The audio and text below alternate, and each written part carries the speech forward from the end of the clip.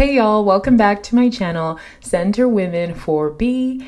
Thank you so much for joining us on this video today. And without further ado, let's get started. This video is going to break down the fourth tenet of the 4B movement, which is no children. In this video, we're going to talk about what this no children tenet of the 4B movement means, why it's so important, what are the benefits of it, and then we're going to look at some case studies, including the recent DDG Halle Bailey situation. We're also going to look at some Reddit stories and some research papers. So stay locked in and stay tuned. If you like this kind of content, please subscribe to this channel and feel free to like and comment what you think down below and share the video with your 4B girlies. A great reason to subscribe to this channel is that I'm going to do 3 more videos on the breaking down of the tenets of the 4B movement. So first we're going to look at no children in this video. Then we're going to look at no marriage. Then we'll look at no sex with men. And finally, we'll look at no dating men. So we're going to do a deep dive into all 4 points of the 4B movement. So no children, as in no children with men and even no children at all. In the 4B movement, 4Bs refuse to give birth because giving birth is a huge laborious task put on women that is completely unpaid and unappreciated in society. Often mothers are excluded from the workforce. They lose opportunities in advancement in their career. And even women who are in their early or late 20s, if they enter a career or in the workforce, everyone in the workforce, including their managers, want to know when they're going to get pregnant or if they're married or if they want to have kids. They might not ask this out loud, of course, because in often cases it's illegal, but everyone wants to know, when are you going to have kids? So the child burden is even a burden on women who do not want to have children. Just under a year ago, Fortune released an article titled "The $500,000 Motherhood Penalty. New study shows how much having a child can cost women over their careers." And I'll put a link to this article in the video description. But basically in Fortune, they go into it and they say that, quote, "If you haven't heard, having children is expensive, as well as the eye-watering price of equipment for your new bundle of joy. Strollers alone can cost around $1,000. You have to factor in the time off work to have the baby, and then women also need to consider the $17,000 they'll miss out on annually after becoming a mother." That's at least according to a new bank rate analysis of the Census Bureau's current population survey. The discrepancy translates to $1,400 less in mothers' pockets each month, or $17,000 less a year, and around $500,000 lost over the course of a 30-year career. But of course, the average age of a first-time mother is just a little older than 27 in the US and nearly 31 years old in the UK, meaning that the current average retirement age of 62 and 65 respectively, most working moms will be working for at least 5 more years than the study suggests and accruing an even bigger loss. Meanwhile, fathers see their salaries increase. Separate research highlights that the motherhood penalty trap is virtually unavoidable. Douglas Almond, Yi Chang, and Cecilia Machado examined more than 800,000 earnings reports and found that women experience a 51% dock in pay after giving birth. It didn't matter if the mother worked for a woman or a mostly woman-dominated firm. It also didn't matter the size of the company the mother worked for or if she went to college. And it didn't matter if the mother also happened to be the breadwinner in the family. What's striking about the U.S. motherhood penalty is how universal it seems. Almond told Fortune, even when the female partner out-earns her male partner, and we might expect the lower paid dad to step up at home, we find a still larger motherhood penalty, around 60% of earnings. Not only are high-earning mothers still penalized more than lower-earning fathers, But as bank rate analysis highlights, men don't experience a fatherhood penalty at all. Instead, after having children, men experience a significant boost in their salary. In fact, full-time fathers with children under 18 earned about 23% more than full-time working men without children, with median wages of $72,000 compared to approximately $59,000 for men without children, respectively. Assuming earnings stay the same, fathers can expect to earn $400,000 more than childless men over the course of a 30-year career. Y'all, those numbers are staggering. So in essence, over a 30-year career, a woman stands to lose $500,000 while a man stands to gain nearly $500,000. That could be the difference between a house. That could be the difference between healthcare in one's later life. That could be the difference between treating a cancer diagnosis or having a serious surgery and paying for recovery later in life. Here's a myth I'm going to bust about child-free women. If you don't already know, I'm a child-free woman.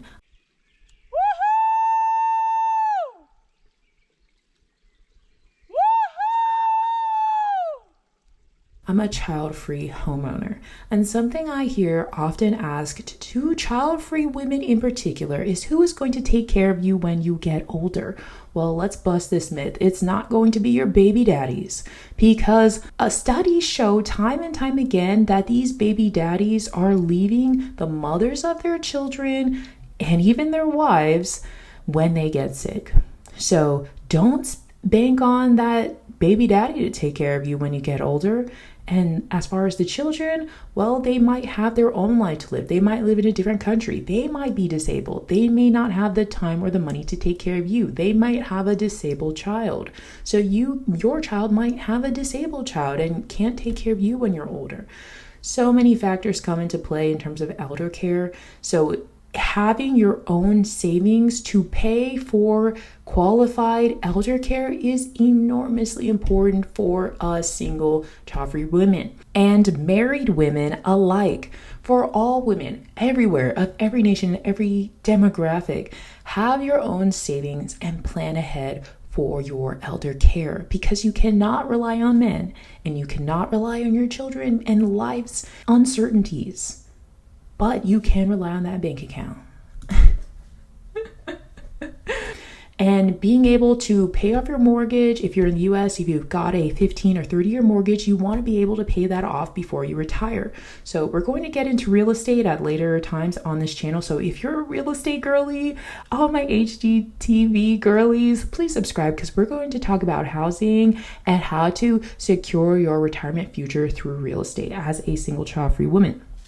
But as far as this point, this myth is busted. Men don't take care of you, and you can't rely on your kids to take care of you. You need to save. So going back to this article here about women losing about $500,000 over the course of a 30-year career, it's so important that women prioritize saving, and by foregoing having children, a huge benefit women have is that we can save for our retirement. We can be healthier, and we can avoid the health consequences that come with pregnancy and childbirth, especially if you're in the United States, but also if you're in the United Kingdom. If you're anywhere in the world, pregnancy carries inherent risks, and these risks are often hidden from women. So let's move on to the risks of giving birth. As we talk about the cons of giving birth and why it's beneficial to go the 4B route of being child-free,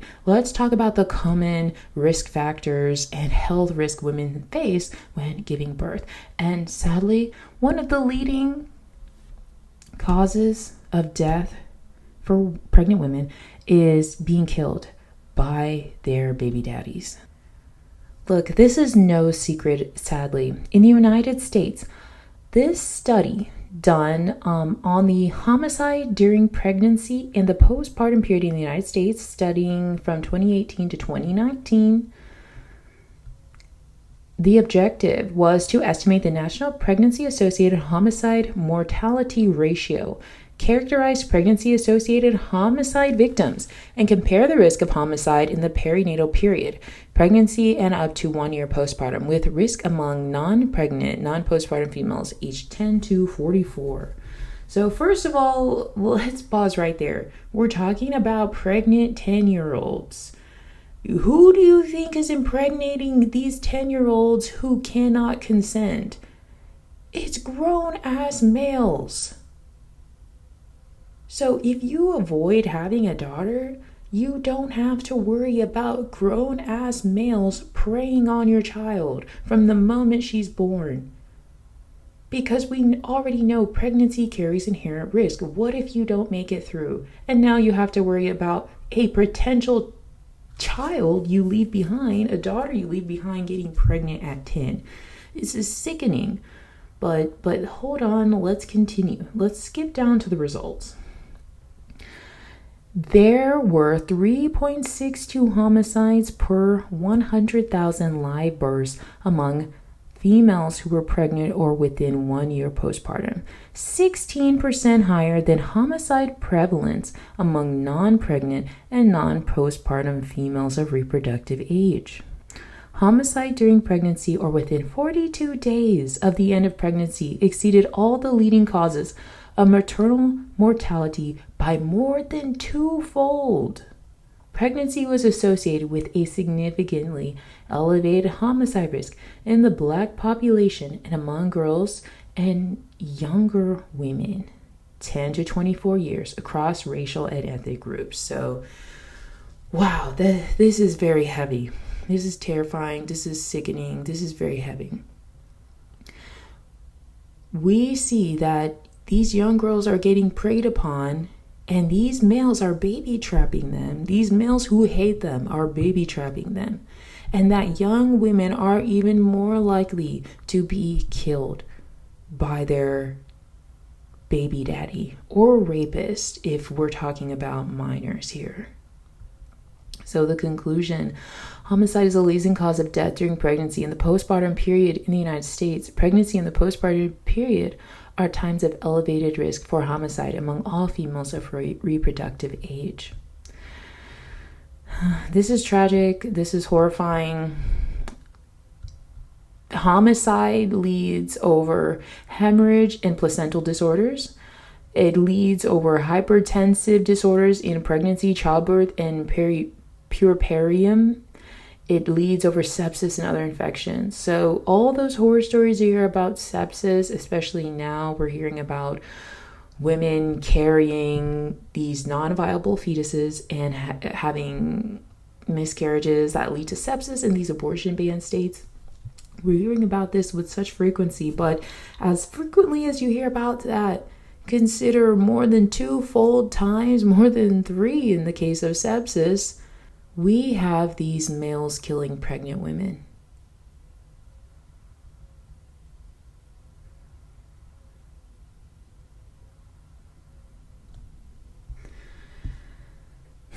So when we think about all of these laws trying to ban access to safe and affordable pregnancy care, including abortion, we are potentially tying women to their abusers permanently for life when we stop them from getting an abortion and running away free and clear from these abusive males. All right, let's move away from true crime territory and talk about some of the totally common consequences of giving birth, which includes vaginal tearing. So during a vaginal delivery, the skin of your vagina prepares for childbirth by thinning out. This part of your body is meant to stretch and allow your baby's head and body to pass through without trauma, but it's very common for your vagina to tear. And I don't know why this is saying yours, because not mine. By the way, Cleveland Clinic should write it in a less casual format. Anybody could be reading this, not just women. The fact that this is even written as if only a pregnant female would read this is what I mean when I say this information is hidden these males don't even know that women's vagina will tear. So when they're trying to convince you to get pregnant, they don't even care about all the common issues that you could face, like this. So up to 90% of women who give birth will have some tearing during a vaginal delivery. And there are 4 types of lacerations. Let's look into how common each of them is. So first degree tearing is the least severe of tears. This includes a small injury involving just the first layer of skin around your vagina and perineal area. It usually doesn't require stitches. Then we have the second degree tear. This is the most common, slightly bigger, extending deeper through your skin into underlying muscles of your vagina and perineum. It requires stitches. So most women are going to need stitches if 90% of women are going to experience tearing. A third degree tear extends from your vagina to your anus. This type of tear involves the injury to the skin and muscles of your perineal area, as well as damage to your anal sphincter muscles. These muscles control how you poop. You need stitches with a third degree tear. Fourth degree tear, least common, but extending from your vagina through your perineal area and anal sphincter and into your rectum. I'm literally grabbing myself right now in a form of soothing to soothe myself from this description. Your provider may need to take you to an operating room for stitches. It's the most severe. Basically, when two holes become one, that's what the third and fourth degree tear is, particularly the fourth degree tear are referencing. So it's saying the second degree tear is the most common, and only about 5% of women have third or fourth degree tears on this Cleveland Clinic article, but I think I've seen it quoted as more. I think that's really low percentage wise. And remember, they don't even do many studies on women's health in general. So even from the scientific level, this information is hidden. Who is more likely to tear? They said you're more likely to tear if it's your first delivery, if your baby was face up instead of face down, if use of forceps or vacuums occur, if a large baby more than 8 pounds, if you have prolonged second stage of labor, pushing stage, like if you're pushing too long, being of Asian ethnicity, or if you had an epidural. Complications of vaginal tearing include infection, bleeding, painful intercourse, fecal incontinence, leaking poop. Like, oh my God. Ongoing pain and soreness. Can you feel yourself tear during birth? If you had an epidural or pain reliever, you wouldn't feel it. However, even if you deliver with no pain, they say you might not feel the tear. All right, so yeah, there's a lot to this. Let's talk about some other things that can happen if you get pregnant. Let's check the Cleveland Clinic again with this. So they have an article on pregnancy complications. We have ectopic pregnancy, miscarriage. About 10 to 20% of pregnancies end in miscarriage. More than 80% of miscarriage happen in the first trimester. Hyperemesis, which is a severe and persistent vomiting, congenital disorders, preeclampsia, or high blood pressure. About 10% of women will develop this. Gestational diabetes, preterm labor, infections, including STIs, vaginal bleeding. Wait, hold on. Those STIs, you know these men are cheating. So be prepared. You're putting yourself at huge risk. Then we have vaginal bleeding, placentia previa, depression, anemia. So these are just some of the complications you can face with pregnancy. About 700 women die each year in the United States from complications of pregnancy. Many of these deaths are considered preventable if the complications are recognized and treated early. That's a lot of women. So that's about 2 women a day in the United States are dying from pregnancy. And obviously this is a North America, US-based channel, so I'm giving you these US-based stats, but you have to check the stats for your own country, but it's all the same in every location. There are inherent risks with pregnancy, and that's not even including what these men do to you afterwards. So let's talk about the case study of what motherhood is like. So let's say you make it through these pregnancies and delivery.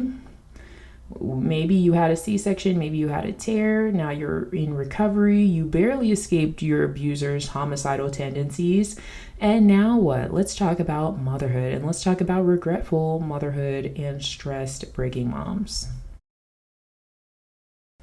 Now let's get into these case studies, and I want to talk about the DVD and Halle Bailey situation first and foremost. Before I get into this and all the other case studies, I just want to say right away, the Center Women for B channel is an anti-victim blaming space. No victims are at fault for the behaviors of the abusers. The one who is the cause and source of the abuse is the abuser. And obviously you're on a 4B channel, so we know it's mostly males. If you want to see more violent statistics, we already know males are the majority of violent crime offenders in this world, and they're the majority of abusers. If not for adults, women, males, elders, and children of every demographic out there, males are the one abusing. So if I say abuser, I mean male. If I mean victim, I mean female in this channel, unless I specify otherwise. And these victims of abuse are not at fault for what these abusive males have done. We're often talking about minors when we talk about pregnancies, as we saw in that other study. So unfortunately, because 4B movements and us women being able to openly talk about how our lives are better by being single, child free, and 4B, a lot of women didn't get this information. It was hidden, and the child free single lifestyle was stigmatized. So it might seem like a woman chooses to get into a relationship, but you have to put that quote unquote choice in the context of literal thousands of years of violence against women and society sanctioning abuse, horrific abuse, even to this very day. So often women feel like they have to get with males in order to be quote unquote safe. Women think males are their protectors from other males, which we are going to bust the hell out of that myth in another video. This video is already getting to 20 minutes, so I'm trying to move on here. So let's get into this. I just have to give that long disclaimer. This is a no victim blaming space.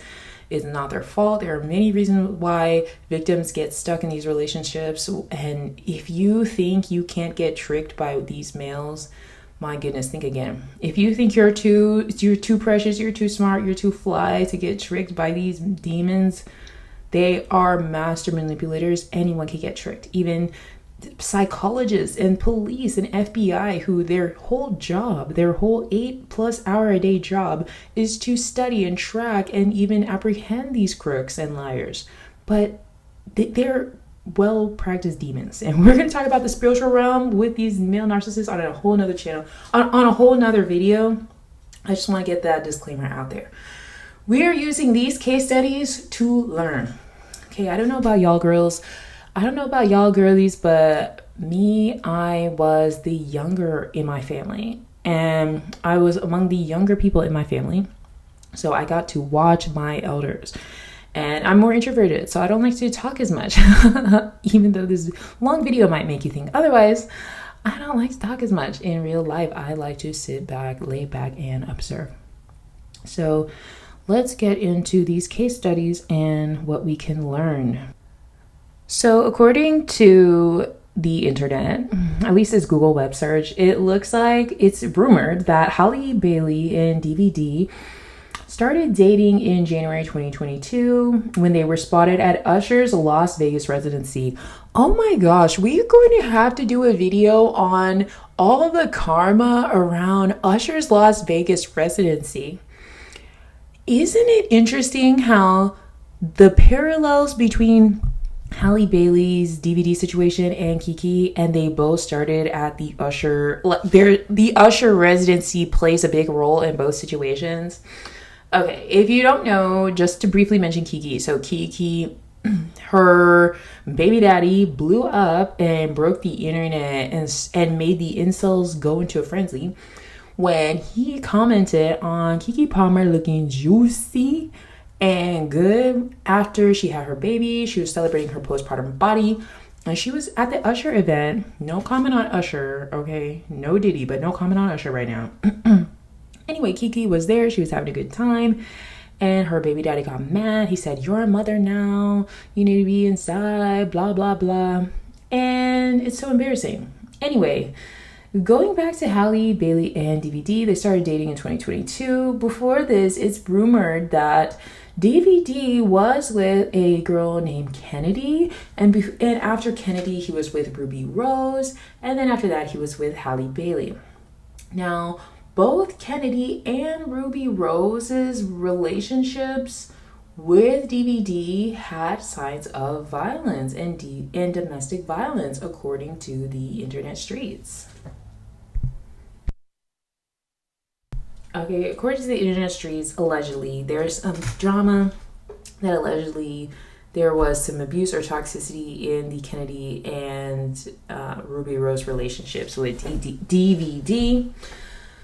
So DVD gets with Halle Bailey, and it's really shocking because the Chloe x Halle sister duo came out as this, originally exposed to us as minors, this cutesy, Beyonce approved two beautiful black girls who have natural locks and have incredible singing and acting talent. They caught everyone's eyes. They were our little nieces in our internet auntie minds, and we were rooting for them. Then suddenly Halle comes out with DVD, this guy who goes by DDG. He's a YouTube loser rapper boy. Most notably, he had a song called Famous that released during Halle Bailey's The Little Mermaid press run. And he said some really crazy things. First of all, he said, "Fall in love. I hate that. I hate that S. Knocking me off my grind. I can't F with relationships. I ain't even got enough time in a day for me to chase a B. I don't even ask for much. I ask you to do the basic S. Hardest thing I ever did was fall in love with the famous B." Okay, allegedly Halle. "Fans all on my P. Too much stress.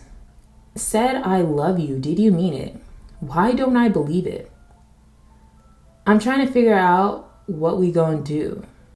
I'm sorry, I had to laugh because these lyrics are ridiculous, but let me jump ahead to where he says he's jealous. Oh my god. So he says, "There's a couple things about your job I want to know. When you shoot your movie, do these N turn you on?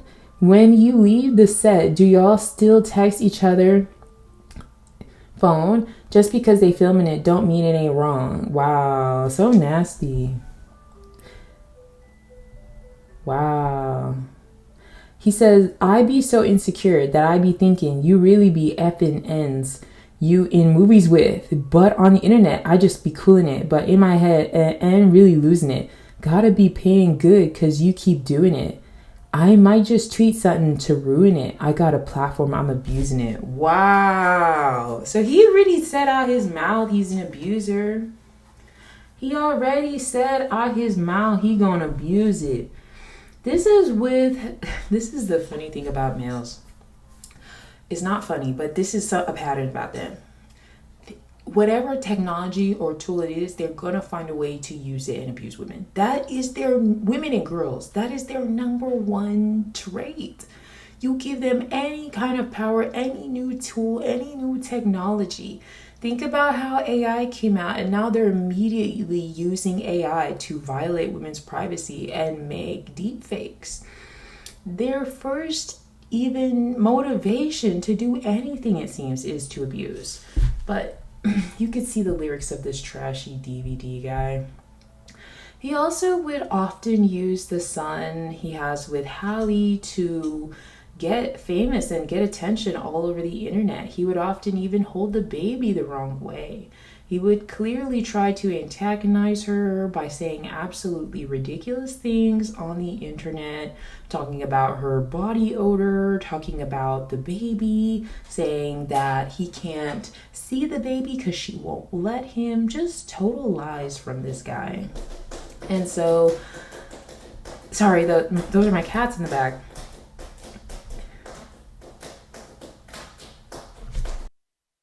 So finally it comes out last night, and today is May 14, 2025. So last evening, the story broke from TMZ that Halle Bailey filed this restraining order and was granted the restraining order in court. So let's see what TMZ said. Halle Bailey claims DDG abused her, attacked her multiple times. She gets a restraining order. It's very devastating, these photos. So trigger warning here. You could see her abuse marks. You could see the bruises on her body. You could see that he chipped her tooth. She alleges in this complaint that he smashed her face against a windshield. He smashed her face against a steering wheel while there was a confrontation during the child exchange, the child pickup and drop off, because this was in January or earlier this year after they had broken up, allegedly. So yeah, and then he's sending her these crazy texts. He in public, DVD is claiming he's been fighting to see Halo, but in reality, he's just using Halo to control Halle. In this TMZ report, it talks about DVD breaking into Halle's home and taking a photo of her bed. It's really terrible, and it's really, really disturbing. And it looks like the judge granted Halle a domestic violence restraining order requiring DDG to stay 100 yards away and gave her permission to take nearly 18-month-old Halo to Italy, where she'll be filming a movie for 2 months. So, grand opening, grand closing with this relationship. They got together in January 2022. 3 years later, they are broken up. Severe abuse is ongoing, and they have an almost 2-year-old baby. This is a very common phenomenon with women who get with males. In fact, I wrote this comment on another woman's channel. I made it on Priscilla Boy's channel. I really recommend Priscilla. If you haven't already seen her channel, please go check her out. She went over the public reactions, and on her channel I wrote this comment. This is so sad. We radical feminists all knew it would get like this, but we were called bitter. This is exactly how generational curses are perpetuated. Halle's father also abused her mother. Halle was surrounded by older women who could have warned her, her mother, her older sister, told her the truth, but instead they sat back and said every child is a blessing. Y'all lying older women, y'all lying older pygmies are the worst. That's what I wrote this morning, because this story really triggered me, because something really peculiar about Halle's family is that she had older women in her family who had seen the abuse in the family system, and none of them tried to warn her against essentially repeating it with this DDG guy. And it was so obvious, especially during the Little Mermaid promo, and I'm sure before that, he was abusing her. Even when Ruby Rose, his ex, alleged that he abused her as well. You know, oftentimes women can think that it won't happen to them. He's changed. The old chick wasn't right. He had a crazy ex. You know, males always like to lie about their alleged crazy ex, but they the ones who were crazy. And now look, the baby isn't even 2 years old, and all this drama is going on. It's at least taking her time and taking her attention away from her career. It's a real big issue, and it was foreseeable in the sense that his behavior was so to the T narcissistic and predictable that anyone could see that he was using this baby to trap her. Even his own lyrics, he admits to how he felt about Halle, and it's so sad. It's so embarrassing. Now she can't leave. She's stuck with him. He's dragging down her career. So at the start of this video, we talked about losing $500,000. I'm sure that's exponentially more for women in Halle Bailey's tax bracket who have multi-million-dollar contracts on the line. He could take her out of multi-million-dollar projects by tarnishing her reputation, smearing her name, or just taking her time away from filming and other projects. So with that said, I feel sad that her mother or sisters never warned her. They seemed to just be encouraging her behind the scene, to encouraging her to have this baby, when behind the scenes they could have encouraged her to stay on birth control. You know, you're too young for a baby. They should have been planting the seed to protect her womb instead of planting the seed for her to, hey, just give this guy a baby, black love, yada yada yada. So it's really sad, and I wish Halle and Halo well.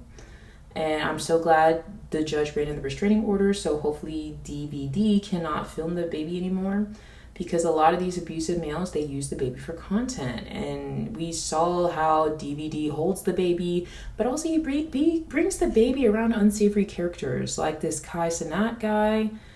Just all this toxic environment, that is no place for a baby. And these males just use their connection to the women they abuse for clout. And that's why 4B women are winning, because we value ourselves too much to let a Dusty use us for clout. If there's any clout to be had from my existence, it will be gained by me. And I will be the benefit of my own existence, not some Dusty. All right, that is that with this case study. And comment down below, let me know what you think.